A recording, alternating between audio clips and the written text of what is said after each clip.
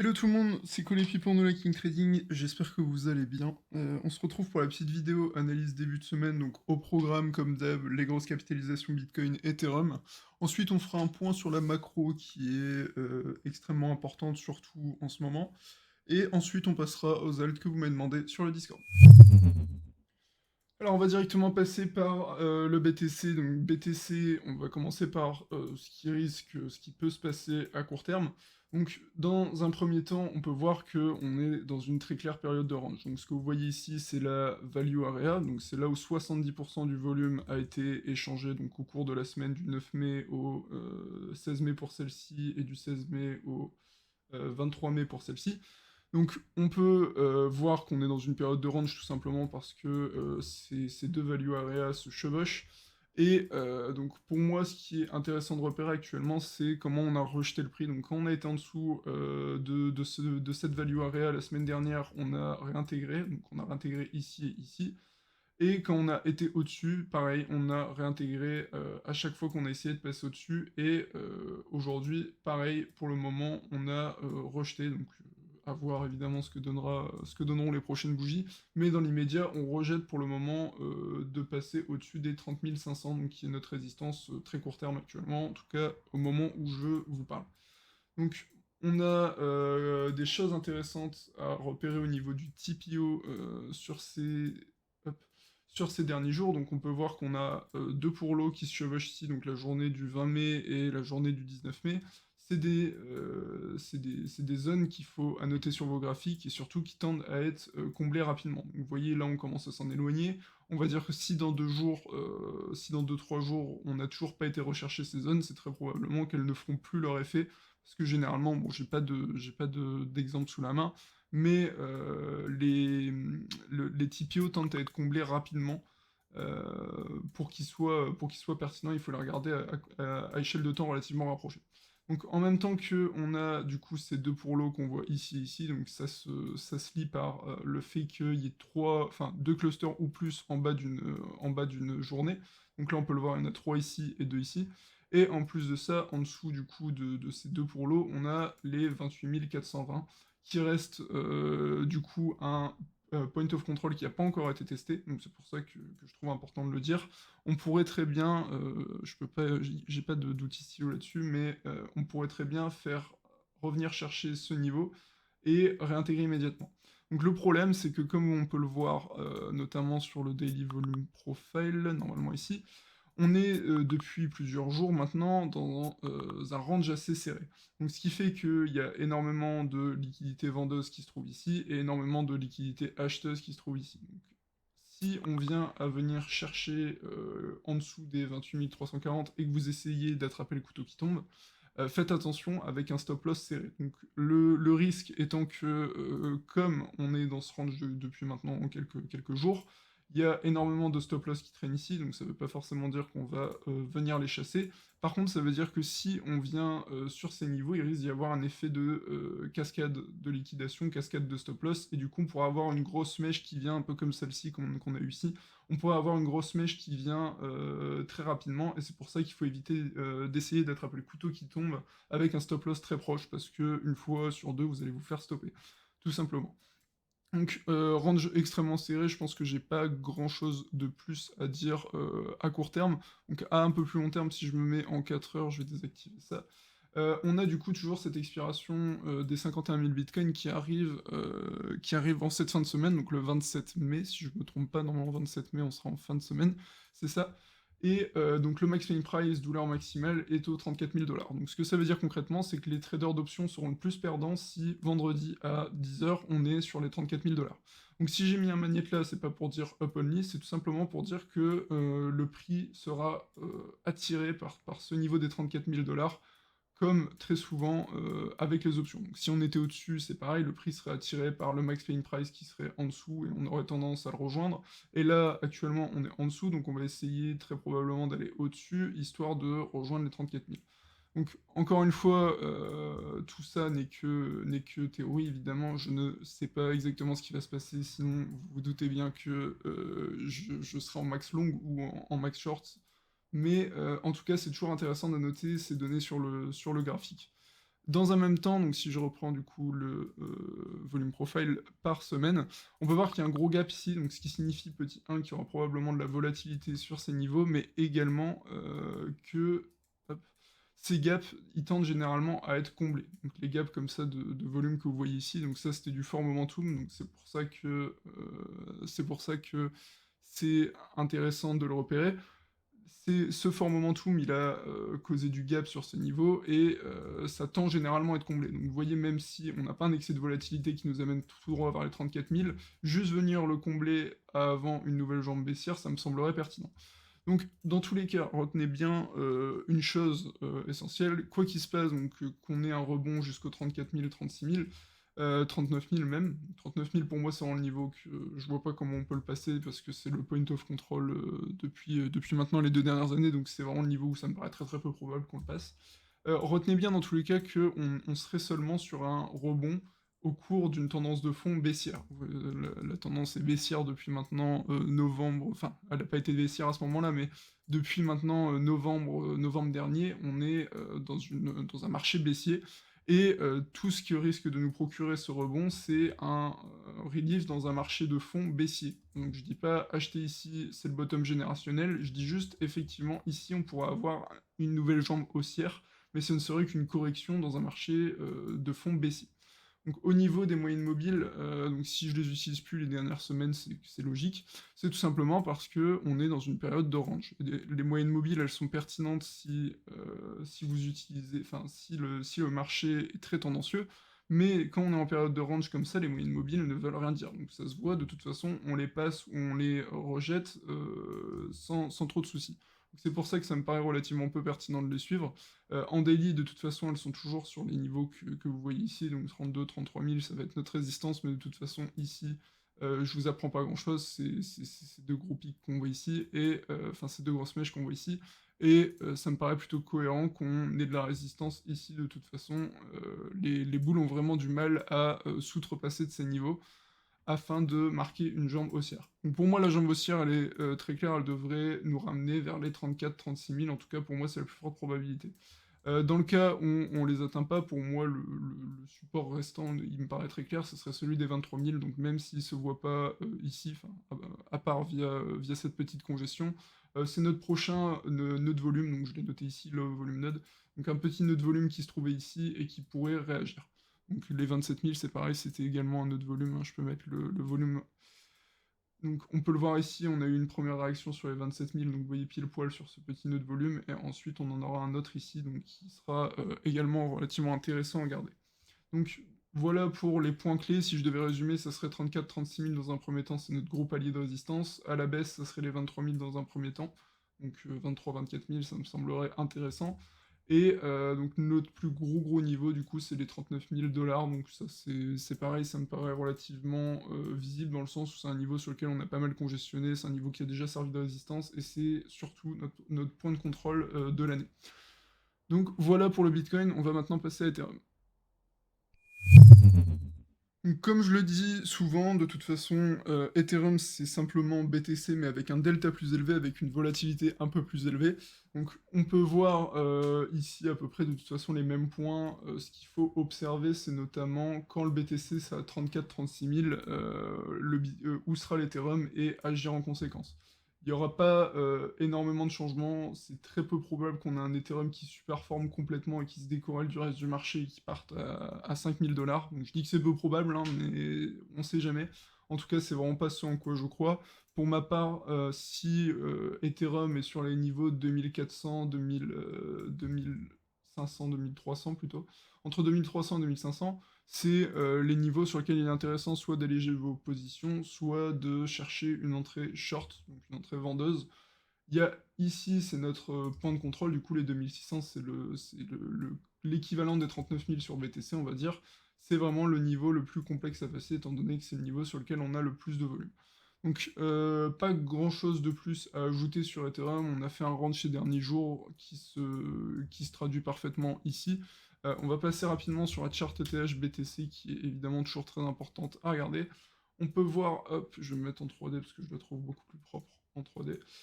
On peut voir, ici, du coup, toujours cette bougie à fort momentum, c'était assez impressionnant, en fait, la rotation de la liquidité qui est partie, en majorité vers Bitcoin dans des périodes incertaines. De toute façon, c'est ce qui se passe, hein, historiquement, à chaque fois que le marché est incertain, les gens se retournent vers le Bitcoin.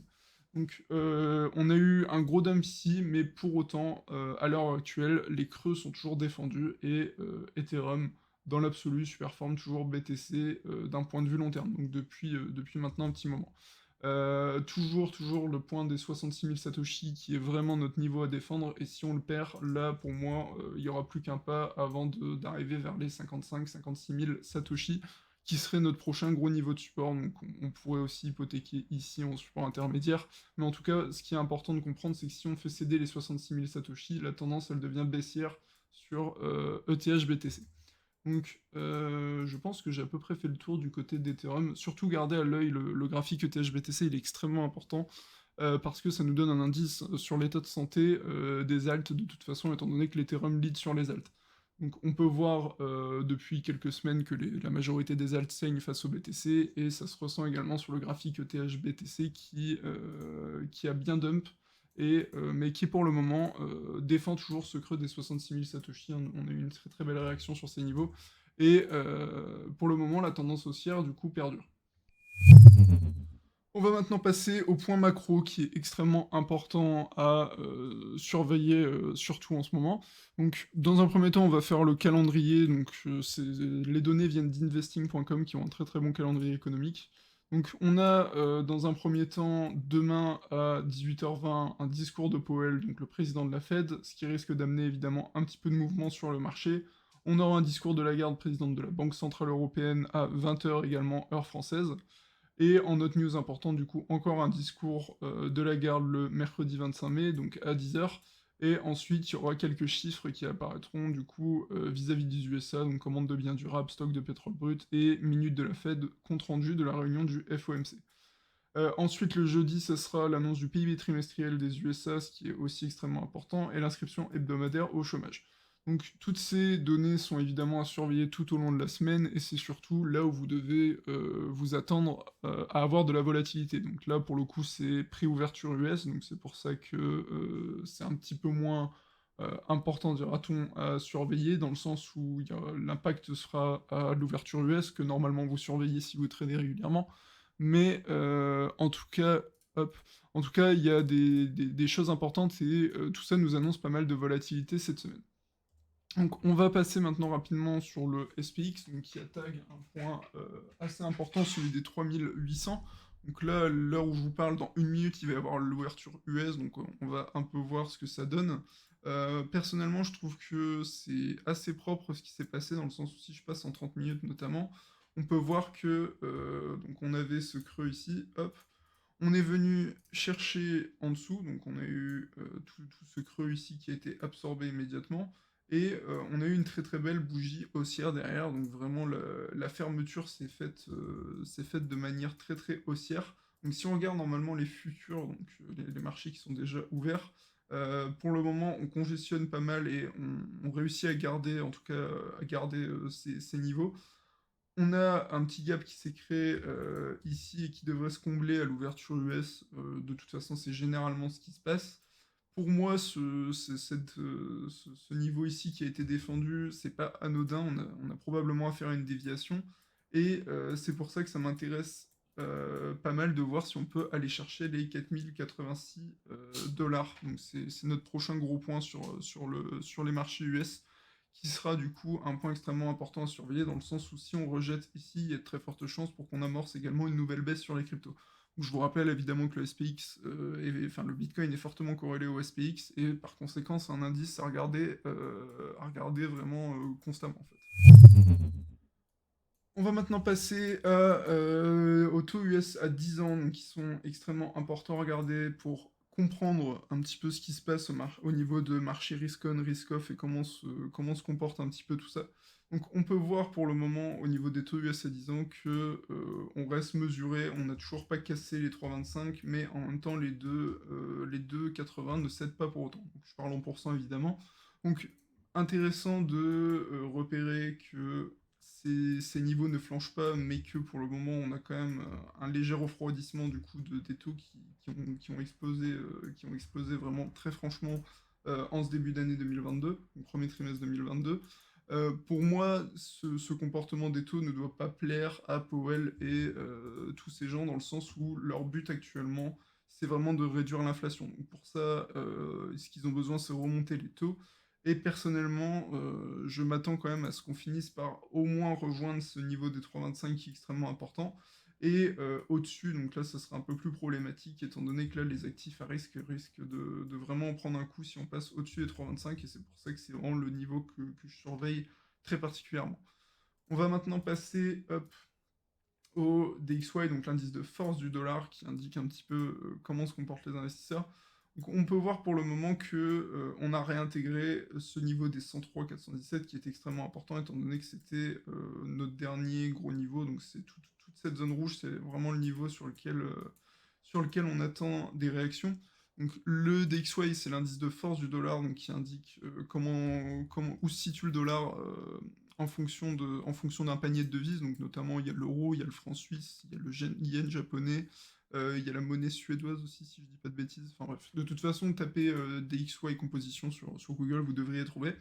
Donc, en tout cas, depuis quelques jours, il faiblit, ce qui est une bonne chose pour notre marché des cryptos, étant donné que ça veut dire que les investisseurs passent un peu plus en mode risk-on.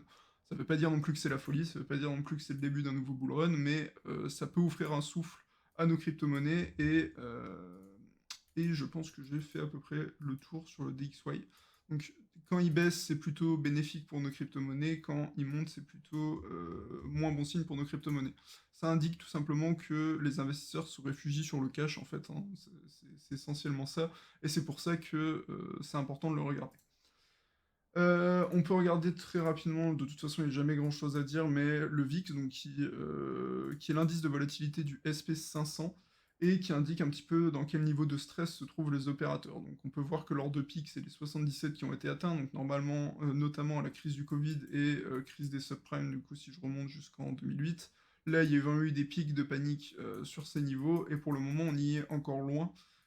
Ça devrait s'accélérer si on clôture au-dessus du niveau des 40, enfin des 38 dollars, enfin 38, serait qui serait un peu notre palier qu'on n'a pas franchi depuis maintenant un petit moment. Bah, depuis la crise du Covid, la fin de la crise du Covid en juin 2020, on n'a pas franchi. Donc aller au-dessus de ce niveau, ça indiquerait un plus gros niveau de stress des opérateurs, par extension une plus grande volatilité et très probablement une jambe bien baissière si ça vient à se produire. Donc quand on va au-dessus des 40 points, c'est-à-dire que à chaque fois qu'on a eu ça, c'était crise des subprimes ou crise du Covid. Donc c'est pour ça que ça risque de s'accélérer beaucoup si on clôture au-dessus de ces niveaux. On va passer maintenant à la macro, mais sur les cryptos, on va dire qu'on va appeler ça comme ça. On va rapidement observer comment se comporte la Bitcoin dominance et l'USDT dominance. Donc on peut toujours constater de toute façon que le Bitcoin règne pour le moment. Donc de toute façon, ça se repère facilement sur les alts. Vous voyez qu'elles saignent pas mal.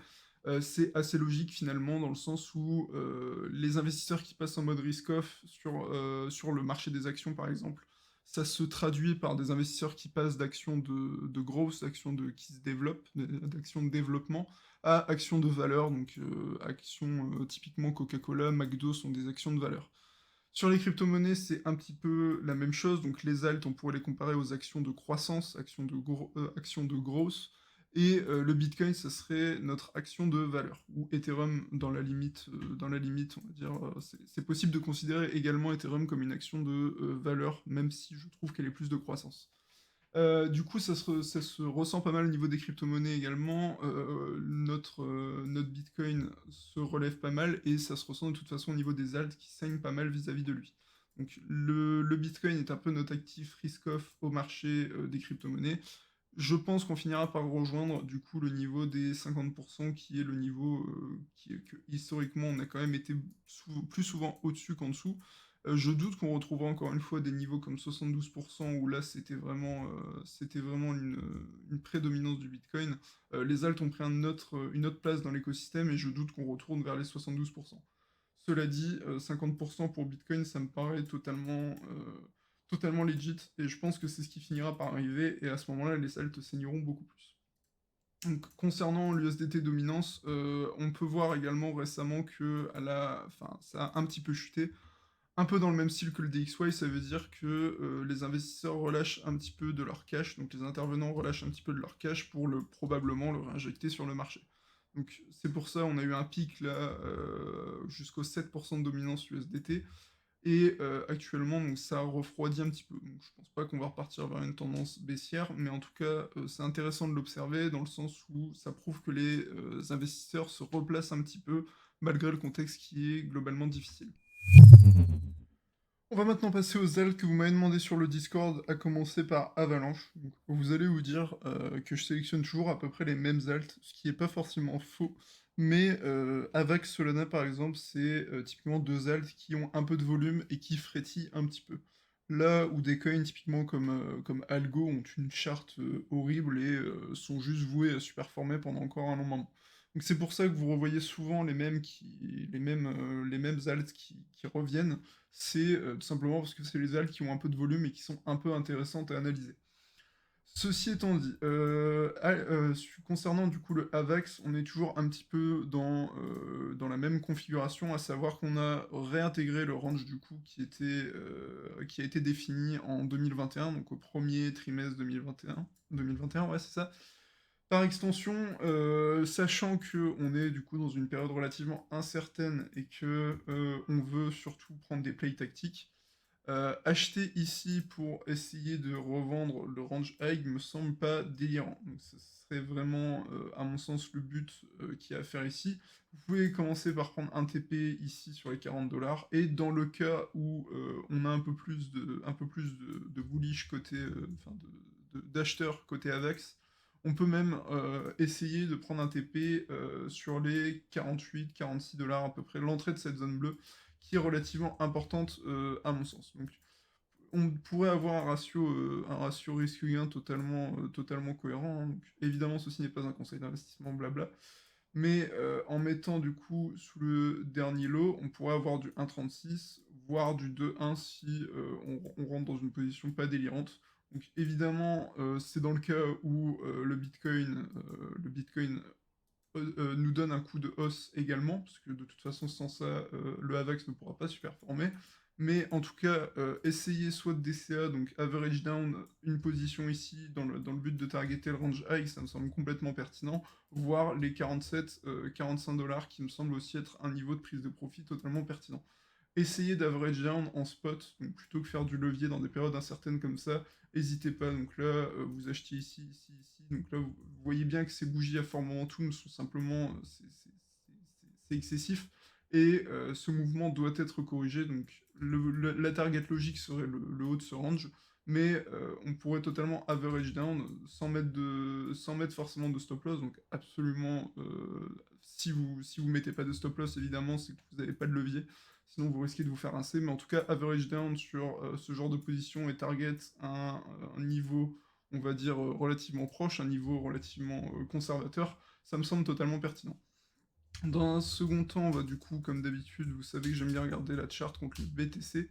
Donc, on n'a pas grand-chose de plus, à part que on a des niveaux qui sont relativement intéressants aussi en termes de prise de profit ici.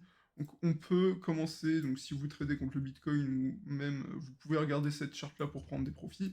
On peut commencer à prendre des profits sur les 14 000 Satoshi, 15 000 et 16 000 dans un troisième temps. Donc, comme vous avez peut-être average down pour ouvrir votre position, vous pourrez également average sell, enfin vendre par fraction, donc soit du TWAP, soit du scale tout simplement. Donc vous scalez ici sur tous ces niveaux et vous prenez vos profits au fur et à mesure en remontant votre stop loss à break-even. Pour moi, ça semblerait être quelque chose de tout à fait pertinent et ça vous permettrait de limiter vos risques. Donc à savoir qu'il faut également savoir prendre ses pertes si vous tradez en spot sans levier mais également sans stop loss. Il faut également savoir prendre ses pertes quand il le faut. C'est pour ça que globalement on recommande l'utilisation d'un stop loss. Donc voilà pour Avax, je vais maintenant passer à Solana. Donc on va maintenant passer sur le sol qui est je trouve un petit peu moins vivotant que l'avalanche. Le problème du sol, c'est que, il fallait très clairement attraper cette mèche ici, donc sur les 40 $ qui constituaient un support psychologique et revendre le haut du range qui se situe sur les 60 $, enfin un peu moins. 58, 51 il se situe. Pour moi, le play à faire sur sol était ici. Maintenant, dans l'optique où le BTC surperforme un petit peu, on pourrait tout à fait rejoindre les 70-74 avant une nouvelle jambe baissière. Donc, ce qui fait que ça serait relativement intéressant à ce moment-là même d'acheter encore maintenant. Le tout est que il faut vraiment se méfier de ce niveau des 60 $, qui est vraiment une résistance tout à fait logique, étant donné que on l'a déjà travaillé une fois ici, on est revenu rejeter ici, donc c'est très très compliqué, on va dire, de passer outre ce niveau. Cela dit, si on vient à réussir à le faire, les 70-73 semblent être un niveau de prise de profit totalement cohérent. Donc, encore une fois, il faudra de toute façon le coup de pouce de Bitcoin pour réussir à réatteindre ces niveaux, mais dans l'optique où on a un bear market rally, donc un rallye aussi dans un marché baissier, ça pourrait être tout à fait pertinent de prendre du sol ici et aller chercher des profits à partir de 70, 72, scale ici encore une fois de toute façon, ça pourrait être tout à fait pertinent. Maintenant contre le BTC, hop, pas grand chose de plus à ajouter. Le niveau, on va dire prépondérant, le niveau le plus important, ça va être celui des 20 356 à court terme. C'est un niveau qu'on a déjà travaillé ici. On a eu une autre réaction ici avant de le faire céder. Mais on aura en tout cas, dans un premier temps, les 20 000 Satoshi, et dans un second temps, les 24 000 Satoshi, qui seront nos deux niveaux assez pertinents pour prendre des profits sur Sol BTC. Voilà pour aujourd'hui l'équipe, j'espère que ça vous aura aidé, j'espère que ça vous aura plu, si c'est le cas comme d'habitude. N'oubliez pas le pouce bleu, l'abonnement, c'est hyper important pour nous soutenir. Chose que je dis relativement rarement ici, mais n'hésitez pas si vous avez des questions à me ping dans le channel Analyse Crypto ou me ping n'importe où, même me DM, il n'y a aucun souci, je répondrai à vos questions dès que j'ai une minute sans problème. Je vous invite évidemment à rejoindre le Discord de King Trading si ce n'est pas déjà fait, vous trouverez le lien dans la description. Et pour terminer, notre partenaire officiel pour trader les crypto-monnaies, c'est Bybit, et vous trouverez un lien de parrainage dans la description. Sur ce, je vous souhaite à tous une très bonne semaine et surtout un bon trading. Salut!